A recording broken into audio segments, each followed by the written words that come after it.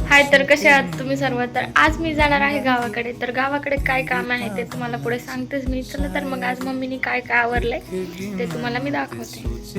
मस्तपैकी कटाची आमटी बनवली आहे, मस्तपैकी पापड्या वगैरे तळून घेतलेले आहेत, भजे पण बनवलेत आणि अजून पापड तर तळतीच आहे.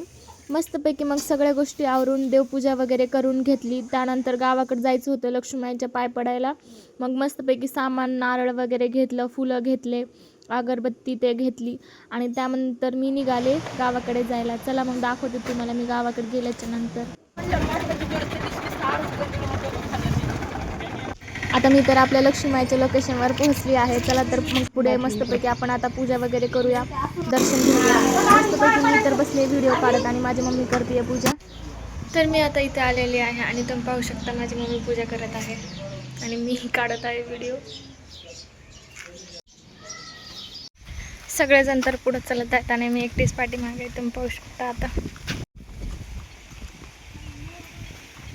आपण जेव्हा आपण गावाकडे येतो ना, हे अशा छोट्या छोट्या गोष्टीमध्ये एवढं सुख असतं ना.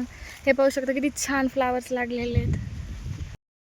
आणि आता मी आमच्या शेतामध्ये पोहोचलेले आहे, जिथं की हा देव आहे. मस्तपैकी मग इथल्या पण देवाचं दर्शन वगैरे घेणार आहे आणि मग मस्तपैकी गावात जाणार आहे. पप्पा म्हणाले यशला नारळ फोड, तर आमचा यश तर अर्धा घंटा तर नारळ फोडायला दगडच सापडत होता. मस्तपैकी तिथं दगड असून पण त्याला लवकर दिसतच नव्हता. फायनली त्याला दगड सापडला आणि मग नंतर त्यानं नारळ फोडलं. चला मग भेटूया नेक्स्ट ब्लॉगमध्ये. पूजा वगैरे करून आता आम्ही निघलोय घरी. चला मग भेटू नंतर.